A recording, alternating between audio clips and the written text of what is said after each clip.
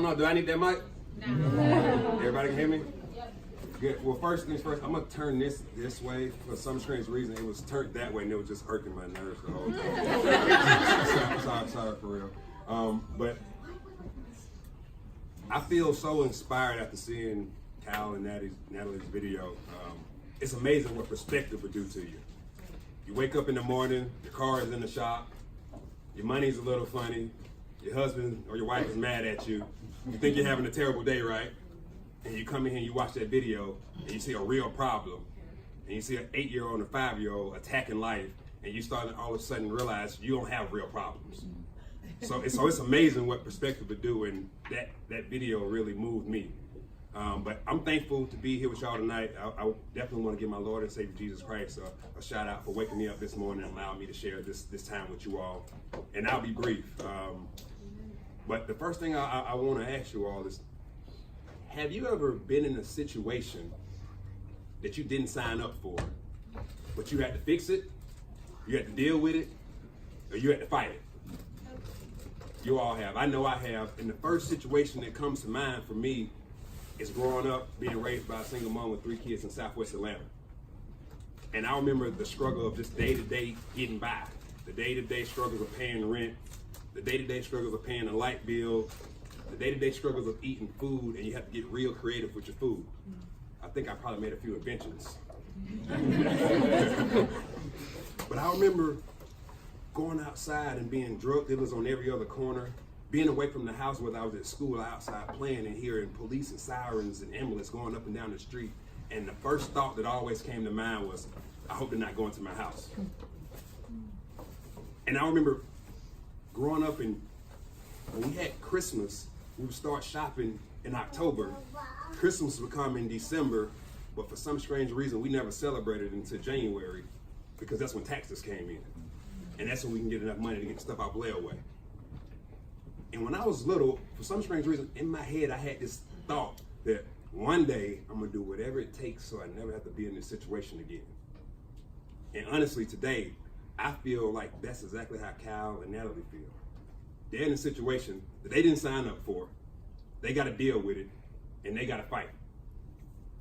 And each and every one of the campaign crew members, the people that's running for Man and Woman of the Year, they join this personal fight to help Natalie and Cal fix this thing.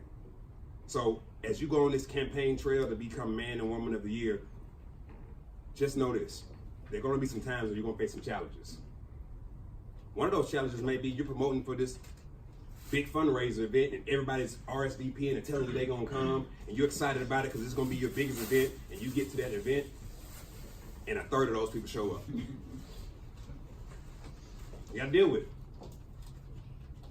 Along this campaign trail, you're gonna come across a couple problems that you're gonna have to fix.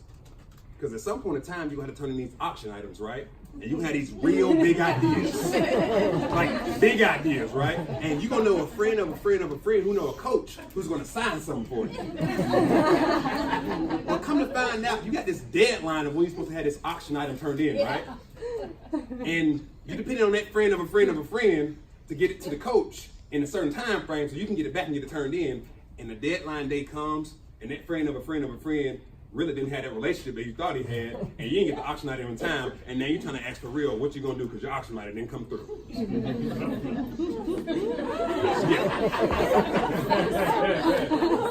You're gonna have to fix it. Sounds perfect. Exactly.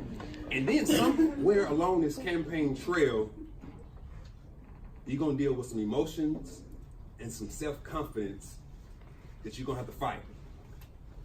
Because you're gonna get to this halfway point event, and at that halfway point event, you're gonna look at your goals and look at where you're at, and you're gonna realize you're not even halfway to the money that you said you was gonna raise at the beginning of this campaign. Due to people that said they was gonna give that you was banking on giving, haven't gave yet, or the amount you thought they was gonna give was not as big as you was expecting. And in your head, you're gonna have this thought, man, I ain't signed up for this. Well, you didn't, but just remember, Natalie and Kyle didn't either. So on your journey to become Man and Woman of the Year, just know times are gonna get tough, deal with it. You're gonna face some challenges. Find a way to fix it. And everything that you're doing when they get tough and you face these challenges, just keep on fighting, because the fight for you to raise that money is gonna help find that cure. It's gonna help Natalie and Kyle finish this fight for their fight. So as I conclude, I wanna leave you with a couple reminders as you go through your campaign. First things first, control the controllables. Control the things that you can control. If it's out of your control, don't worry about it. Second thing, minimize the variables. There are going to be a lot of things that's going to be a variable that's going to prevent you from reaching your goal. If you know what those variables are, expect them and have a plan B, have a different plan just in case it does happen.